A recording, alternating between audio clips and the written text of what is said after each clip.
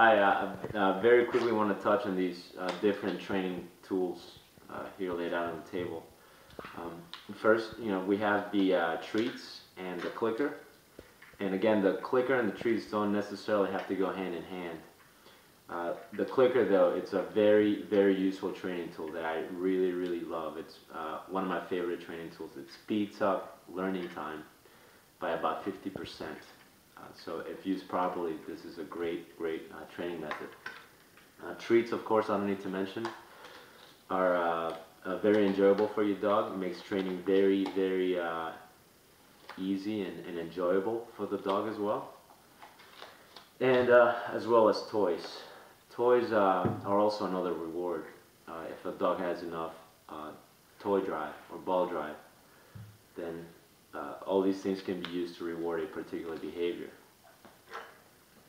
And now I'm going to talk real quick about other training tools that people like to label as abusive or inhumane.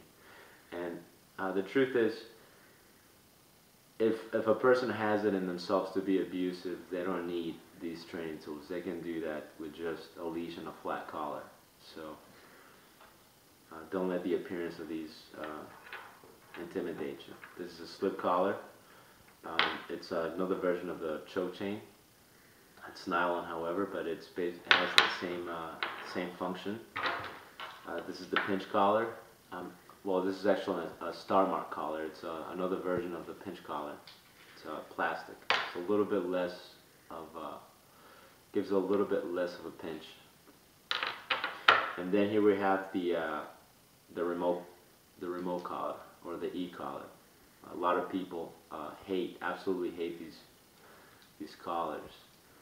They're actually not inhumane. If used properly, these are very effective training tools because it gives the dog a very clear message, and off-leash control can be achieved very, very soon with these training tools, with the remote collar. Another thing I want to mention real quick about the remote collar is that a lot of people really like to label this as a shock collar, and the fact is these collars don't really give you a shock. It's not like static electricity where you rub your feet on the rug and then touch a doorknob and then you shock yourself. It's not like that at all. What this collar does, it gives a little bit of a muscle stimulation.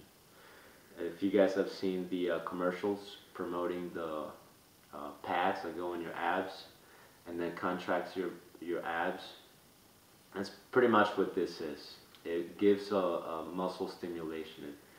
It makes your muscles kind of twitch a little bit, and it's a new experience for a lot of dogs. So it gives a little bit of a reminder, and it's also really, really useful to train your behaviors.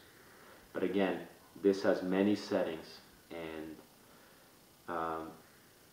most dogs can start off on the first 2 or 3 settings, and 2 or 3 settings don't.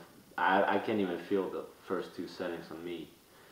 So this is not inhumane at all. It's not a shock like people like to think, and these are very, very humane training tools. So that's about it. Thank you.